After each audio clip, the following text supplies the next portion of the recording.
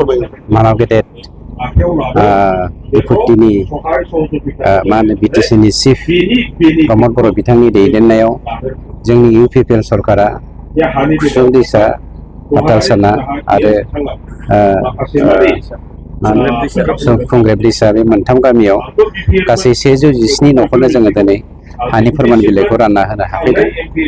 खोब गोजोननाय मोनदों। जोंनि थांखिया जेरावहाय बिटिसि खुंथायाव फैनायनि सिगांनो जोङो रायजो राजानो मोनसे प्रतिश्रुति होदोंमोन जे जाय बर' हारिया रोजा रोजा बोसोर रायजो जाबोबाय बे हा गैजायै बर' हारिखौ दिनै हानि बाथ्रा लानानैनो गोबां मानसिफ्रा राजखान्थि गेलेबाय दङ। जोङो हानि जेंनाखौनो गासैखौबो फोजोबनानै जोंनि बर'नि गाहाय जेंनाखौ फोजोबनो होननानै जोङो समायखिरा लाखादोंमोन आरो बेफोरबायदिनो सरकाराव फैनाय लोगो लोगोनो जों खामानिखौ मावबाय। दिनैसिम फरेस्ट रेभिनिउ लानानै 3,62,000 बांसिन मानसिनि हानि जेंनाखौ जोङो फोजोबबाय आरो गोबां जों मियादि पाट्टा होबाय, गोबां फोरमान बिलाइ होबाय।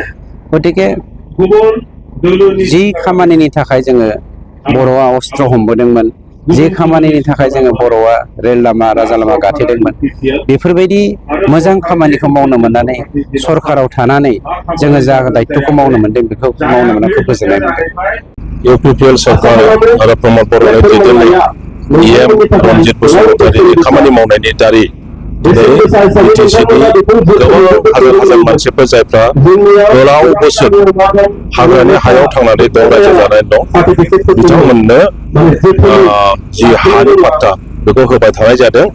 दिनैहाय पातालसाना, खुसुं दैसा आरो खुंग्रेब दैसा बे गामि मोनथामनि एराउन्ड 150 फेमिलिनो बे हानि पाट्टाखौ राननाय जादों।